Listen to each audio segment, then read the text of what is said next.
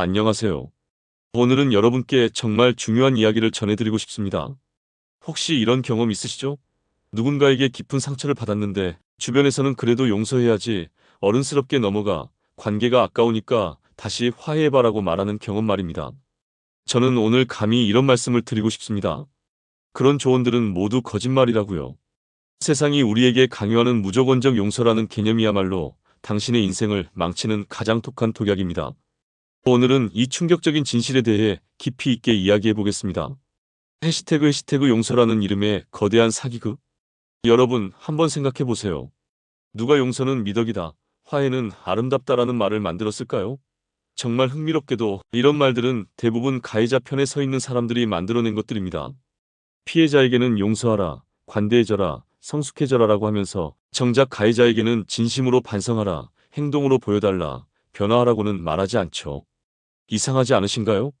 이것은 우연이 아닙니다. 이것은 아주 교묘한 시스템입니다. 선량한 사람들을 이용해서 문제적인 사람들이 계속해서 자신들의 행동에 대한 책임을 회피할 수 있도록 만든 사회적 장치인 것입니다. 여러분이 상처받고 화가 날 때 주변에서 그래도 그 사람 마음도 이해해봐라고 말하는 사람들을 보세요. 정말로 당신을 위해서 하는 말일까요? 아니면 그저 편안한 현상 유지를 원하는 걸까요? 진실은 이렇습니다. 대부분의 사람들은 갈등 상황을 불편해합니다. 그래서 피해자에게 양보를 요구하는 거예요. 가해자를 변화시키는 것보다 피해자를 설득하는 게 훨씬 쉽기 때문입니다. 하지만 이런 방식으로 해결된 관계는 진정한 회복이 아닙니다. 그저 문제를 덮어둔 것일 뿐이죠. 그리고 그 덮인 문제들은 언젠가 더 큰 폭발을 일으키게 됩니다. 해시태그 당신이 모르는 관계 심리학의 어두운 비밀. 여러분은 심리학에서 말하는 간헐적 강화라는 개념을 아시나요? 이것은 행동 심리학의 기본 원리 중 하나인데 가끔씩 보상을 받는 행동은 더욱 강화된다는 이론입니다. 도박을 생각해 보세요. 항상 지기만 한다면 사람들이 도박을 할까요? 아니죠. 가끔씩 따기 때문에 더욱 중독되는 거예요. 인간관계에서도 마찬가지입니다. 누군가 당신에게 상처를 주고 당신이 화를 내고 그 사람이 잠깐 사과하거나 잘해주고 당신이 용서해주고 이런 패턴이 반복되면 어떻게 될까요? 상대방은 무의식적으로 학습합니다. 아, 이 정도까지는 해도 되는구나. 어차피 나중에 용서해 줄 테니까. 이것이야말로 독성 관계의 핵심 메커니즘입니다. 당신의 선량함이 상대방의 나쁜 행동을 강화시키는 도구로 사용되고 있는 거예요. 더욱 충격적인 것은 이런 패턴에 중독되는 건 가해자만이 아니라는 점입니다. 피해자도 이 패턴에 중독될 수 있어요. 상처받고 화해하고 잠시 달콤한 시간을 보내고 이런 롤러코스터 같은 관계에 익숙해지면 평온한 관계가 오히려 지루하게 느껴질 수 있습니다. 이것을 심리학에서는 외상적 유대감 트로머 반딩이라고 부릅니다. 스톡홀름 증후군의 일종이죠. 당신을 가장 아프게 하는 사람에게 가장 강하게 끌리게 되는 현상입니다. 해시태그 진짜 사과와 가짜 사과의 결정적 차이. 여러분, 사과에도 종류가 있다는 걸 아시나요? 대부분의 사과는 진짜 사과가 아닙니다. 그저 상황을 모면하기 위한 임시 방편일 뿐이죠. 진짜 사과는 이런 요소들을 포함해야 합니다. 첫째, 구체적인 행동에 대한 인정입니다. 미안해가 아니라 내가 내 감정을 무시하고 무례하게 행동한 것에 대해 사과한다처럼 구체적이어야 해요. 둘째, 변명이나 정당화가 없어야 합니다. 미안하지만 그때 나도 힘들었어. 미안하지만 너도 잘못한 게 있잖아. 이런 말들은 사과가 아니라 책임 회피입니다. 셋째, 상대방의 감정에 대한 공감이 있어야 합니다. 내가 얼마나 상처받았을지 이해한다라는 메시지가 포함되어야 해요. 넷째, 구체적인 변화 계획이 있어야 합니다. 앞으로는 이렇게 하겠다는 실질적인 약속이 필요합니다. 다섯째, 당신의 회복 시간을 존중해야 합니다. 진짜로 미안해하는 사람은 언제까지 화낼 거야? 라고 재촉하지 않습니다. 이 다섯 가지 중 하나라도 빠진다면 그것은 진짜 사과가 아닙니다. 그저 상황을 넘기려는 얄팍한 수작일 뿐이에요. 특히 주의해야 할 것은 눈물 사과입니다. 많은 사람들이 상대방이 울면서 사과하면 진심이라고 생각하는데 이것은 큰 착각입니다. 울음은 감정이지 반성이 아니에요. 오히려 자신의 잘못보다는 상황이 불편해서 우는 경우가 더 많습니다. 또한 시간 사과도 주의해야 합니다. 이렇게 오랫동안 사과했는데도 용서 안 해줘? 라는 식으로 사과를 하는 시간의 양으로 진정성을 어필하려는 경우가 있어요. 하지만 진짜 사과는 시간의 길이가 아니라 내용의 깊이에 달려 있습니다. 해시태그 상처받은 당신이 절대 해서는 안 되는 치명적인 실수들. 첫 번째 실수는 너무 빨리 용서하기입니다. 상처를 받자마자 괜찮다고 말하는 분들이 있어요. 이것은 자신의 감정을 무시하는 행위입니다. 당신의 감정은 소중합니다. 화날 권리, 상처받을 권리, 실망할 권리가 있어요. 감정을 성급하게 억누르면 어떻게 될까요? 그 감정들은 사라지지 않습니다. 내면 깊숙이 축적되어서 나중에 더 큰 폭발을 일으키거나 우울감이나 분노 조절 장애로 나타날 수 있어요. 두 번째 실수는 상대방의 사정을 너무 고려하기입니다. 그 사람도 힘들었을 거야. 그 사람도 아기가 있었던 건 아닐 거야 라고 생각하는 것은 좋은 마음이지만 과도하면 독이 됩니다. 다른 사람의 사정을 이해하는 것과 자신의 상처를 무시하는 것은 완전히 다른 문제입니다. 상대방에게 사정이 있었다고 해서 당신이 받은 상처가 없어지는 건 아니거든요. 세 번째 실수는 관계를 잃을까봐 두려워하기입니다. 많은 분들이 이 관계를 잃으면 어떡하지? 라는 두려움 때문에 부당한 대우를 참아내곤 합니다. 하지만 여기서 한 가지 질문을 드리고 싶어요. 당신을 상처 주고도 진심으로 반성하지 않는 사람과의 관계가 정말로 잃기 아까운 관계일까요? 당신이 그렇게까지 지키고 싶어하는 그 관계에서 상대방도 당신을 잃을까봐 두려워하고 있을까요? 안타깝게도 대부분의 경우 답은 아니오입니다. 당신만 그 관계를 소중히 여기고 있을 가능성이 높아요. 네 번째 실수는 자신을 탓하기입니다. 내가 너무 예민한 건 아닐까? 내가 오해한 건 아닐까? 내가 부족해서 이런 일이 생긴 건 아닐까?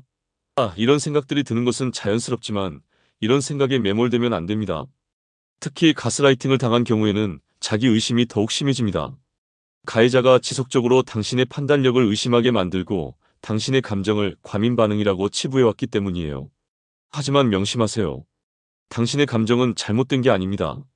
상처받을 만한 일이 있었기 때문에 상처받은 거예요. 해시태그 전략적 무관심의 놀라운 효과. 이제 구체적인 대처 방법에 대해 말씀드려 보겠습니다. 첫 번째는 전략적 무관심입니다. 무관심이라고 해서 상대방을 증오하거나 복수하라는 뜻이 아닙니다. 그냥 신경 쓰지 않는 거예요. 상대방의 존재 자체를 당신의 감정적 레이더에서 제거하는 겁니다. 이것이 왜 효과적일까요? 사람들은 자신에게 관심을 보이는 사람에게는 함부로 대하기 쉽습니다. 반대로 자신에게 무관심한 사람은 함부로 대하기 어려워해요. 당신이 상대방의 안부를 궁금해하고 그들의 근황을 체크하고 그들에 대한 이야기를 다른 사람과 나누는 동안 상대방은 당신의 이런 관심을 당연하게 여깁니다. 하지만 당신이 완전히 무관심해지면 어떻게 될까요? 상대방은 당황하기 시작합니다. 왜 연락이 없지? 왜 내 소식에 관심이 없지? 이런 생각을 하게 되고 비로소 당신의 존재의 가치를 깨닫게 됩니다. 무관심을 실천하는 구체적인 방법들을 알려드릴게요. SNS에서 그들의 게시물에 반응하지 마세요. 좋아요도 댓글도 심지어 확인조차 하지 마세요. 그들의 스토리를 보는 것도 피해야 합니다. 왜냐하면 스토리를 본 흔적이 남기 때문이죠. 공통 지인을 통해 들리는 그들의 소식에도 관심을 보이지 마세요. 그래? 그런 일이 있었구나 정도로 담담하게 넘기세요. 우연히 마주치게 되더라도 당황하지 말고 자연스럽게 인사만 하고 지나가세요. 추가적인 대화를 시도하지도 마시고 피하는 듯한 모습도 보이지 마세요. 그냥 평범한 지인을 대하듯이 행동하는 겁니다. 이런 무관심이 지속되면 상대방은 자신도 모르게 당신에게 더 많은 관심을 보이기 시작할 거예요. 역설적이지만 무관심이야말로 관심을 끄는 가장 강력한 방법입니다. 해시태그 경계 설정의 기술과 실전 노하우. 두 번째로 중요한 것은 명확한 경계 설정입니다. 경계라는 것은 당신이 받아들일 수 있는 것과 받아들일 수 없는 것 사이의 선을 긋는 것입니다. 많은 사람들이 경계 설정을 어려워하는 이유는 나쁜 사람이 되는 것을 두려워하기 때문입니다. 하지만 경계 설정은 나쁜 것이 아닙니다. 오히려 건강한 관계를 위해 꼭 필요한 것이에요. 경계 설정의 첫 번째 원칙은 명확성입니다. 애매모호한 표현은 피해야 합니다. 좀 그런 것 같아, 별로 좋지 않은 것 같아가 아니라 그런 말을 하지 말아주세요. 그런 행동을 하시면 안 됩니다처럼 분명하게 말해야 해요. 두 번째 원칙은 일관성입니다. 한번 설정한 경계는 일관되게 유지해야 합니다. 기분에 따라 경계가 달라지면 상대방은 그 경계를 시험해 보려 들 거예요. 세 번째 원칙은 감정적 중립성입니다. 화나 있거나 흥분한 상태에서 경계를 설정하면 상대방은 당신의 감정에만 초점을 맞추고 정작 중요한 메시지는 놓칠 수 있어요. 구체적인 경계 설정 멘트들을 알려드릴게요. 죄송하지만 그런 주제는 더 이상 이야기하고 싶지 않습니다. 제가 원하지 않는 연락은 받지 않겠습니다. 저에게 그런 식으로 말씀하시면 대화를 중단하겠습니다. 제 개인적인 일에 대해서는 더 이상 얘기하지 않겠습니다. 이런 멘트들을 사용할 때 주의할 점은 변명하거나 정당화하지 않는 것입니다. 바빠서, 피곤해서, 기분이 안 좋아서 같은 이유를 대면 상대방은 그럼 안 바쁠 때, 피곤하지 않을 때를 노릴 거예요. 경계는 이유가 필요하지 않습니다. 당신이 원하지 않는다는 것 자체가 충분한 이유예요. 해시태그 관계의 주도권을 되찾는 법. 세 번째는 관계의 주도권을 되찾는 것입니다. 상처를 받은 후에는 관계의 주도권이 상대방에게 넘어가는 경우가 많아요. 상대방이 언제 연락할지, 언제 사과할지, 언제 관계를 회복할지를 결정하게 되죠. 이것은 매우 위험한 상황입니다. 주도권을 잃으면 당신은 수동적인 위치에서 상대방의 선택을 기다리게 되고, 이는 당신의 자존감을 더욱 약화시킵니다. 주도권을 되찾기 위한 첫 번째 방법은 연락의 빈도와 타이밍을 조절하는 것입니다. 상대방이 연락하면 바로 답하지 마세요. 당신의 스케줄에 맞춰서 답하세요. 이것이 유치한 게임처럼 느껴질 수도 있지만 실제로는 매우 중요한 심리적 메시지를 전달합니다. 나는 내 편의에 맞춰 사는 사람이 아니야. 나에게도 내 삶이 있어. 두 번째 방법은 만남의 조건을 당신이 설정하는 것입니다. 만약 상대방이 만나자고 제안한다면 장소와 시간을 당신이 정하세요. 그리고 언제든 자리를 뜰 수 있는 권리를 확보해 두세요. 30분 정도만 시간을 낼 수 있다. 다른 약속이 있어서 일찍 가야 한다. 같은 식으로 미리 시간 제한을 걸어두는 것도 좋은 방법입니다. 세 번째 방법은 대화 주제를 당신이 통제하는 것입니다. 상대방이 원하는 이야기만 하게 두지 마세요. 당신이 하고 싶은 말, 들어야 한다고 생각하는 말을 먼저 하세요. 그 이야기를 하기 전에 내가 먼저 할 말이 있어. 이런 식으로 대화의 순서를 바꾸는 것만으로도 주도권을 크게 회복할 수 있어요. 해시태그 자기 가치 상승 프로젝트의 실전 전략. 네 번째는 자기 가치를 높이는 것입니다. 이것이야말로 가장 근본적이고 강력한 방법이에요. 사람들은 쉽게 얻을 수 있는 것보다 얻기 어려운 것을 더 가치 있게 여깁니다. 당신이 항상 접근 가능하고, 항상 여유롭고, 항상 상대방을 우선순위에 두면 당신의 가치는 떨어집니다.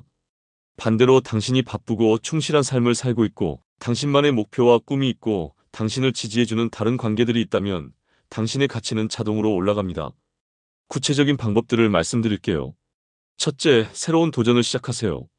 그동안 미뤄왔던 공부, 운동, 취미 활동 등을 시작해보세요. 중요한 건 결과가 아니라 노력하는 과정입니다. 자신을 위해 투자하고 발전시키는 모습 자체가 매력적이거든요. 둘째, 사회적 네트워크를 확장하세요. 새로운 사람들을 만나고 새로운 관계를 형성해보세요. 동호회, 스터디 모임, 봉사활동 등을 통해 다양한 사람들과 교류하세요. 이때 중요한 건 대체제를 만들려는 목적이 아니라 진정으로 자신의 삶을 풍요롭게 만들려는 마음가짐입니다. 진정성이 없으면 오히려 역효과가 날 수 있어요. 셋째, 신체적 건강과 외모에 투자하세요. 운동을 시작하고 건강한 식사를 하고 스타일을 바꿔보세요. 이것은 다른 사람에게 보여주기 위함이 아니라 자신감 향상을 위함입니다. 몸이 건강해지고 외모가 좋아지면 자연스럽게 자존감도 올라갑니다. 그리고 그 자신감은 다른 사람들에게도 전달되어서 당신을 더욱 매력적으로 보이게 만들죠. 넷째, 경제적 독립성을 강화하세요. 부업을 시작하거나 투자를 공부하거나 새로운 기술을 배워서 경력을 발전시키세요. 경제적으로 독립적일수록 다른 사람에게 의존할 필요가 줄어들고 그만큼 당신의 선택권이 많아집니다. 다섯째, 정신적 성장에 투자하세요. 책을 읽고 강의를 듣고 상담을 받고 명상을 하는 등 내면을 단단하게 만드는 활동들을 해보세요. 정신적으로 성숙하고 안정된 사람은 저절로 매력을 발산합니다. 해시태그 관계의 단절의 기술과 타이밍. 마지막으로 때로는 관계를 완전히 정리해야 할 상황도 있습니다. 모든 관계가 회복 가능한 것은 아니거든요. 어떤 상황에서 관계를 정리해야 할까요? 첫째, 반복적인 배신이나 상처가 있을 때입니다. 한 번의 실수는 실수일 수 있지만 같은 패턴이 계속 반복된다면 그것은 그 사람의 본성입니다. 3번 이상 같은 종류의 상처를 받았다면 더 이상의 기회는 주지 마세요. 둘째, 당신의 경계를 의도적으로 무시할 때입니다. 당신이 분명히 선을 그었는데도 계속해서 그 선을 넘으려고 한다면 그 사람은 당신을 존중하지 않는 것입니다. 셋째, 다른 사람 앞에서 당신을 모욕하거나 깎아내릴 때입니다. 사람들 앞에서 당신의 체면을 깎아내리는 행동은 용서받을 수 없는 행동입니다. 넷째, 물리적이거나 정서적 폭력이 있을 때입니다. 이것은 설명이 필요 없겠죠. 어떤 이유로도 정당화될 수 없는 행동입니다. 관계를 정리할 때는 어떻게 해야 할까요? 첫째, 감정적으로 흥분하지 마세요. 차분하고 단호하게 의사를 전달하세요. 둘째, 구체적으로 말씀하세요. 우리 관계는 여기서 끝이야 라고 모호하게 말하지 말고 앞으로 연락하지 않겠습니다라고 명확하게 말하세요. 셋째, 이유를 길게 설명하지 마세요. 상대방이 이해하든 안 하든 그건 더 이상 당신의 책임이 아닙니다. 넷째, 모든 연락처를 차단하세요. 전화번호, 카카오톡, 인스타그램, 페이스북 등 모든 SNS를 차단하세요. 혹시 모르니까 남겨두면 안 됩니다. 다섯째, 공통 지인들에게 미리 알리세요. 저는 그 사람과 더 이상 연락하지 않기로 했으니 중간에서 메신저 역할은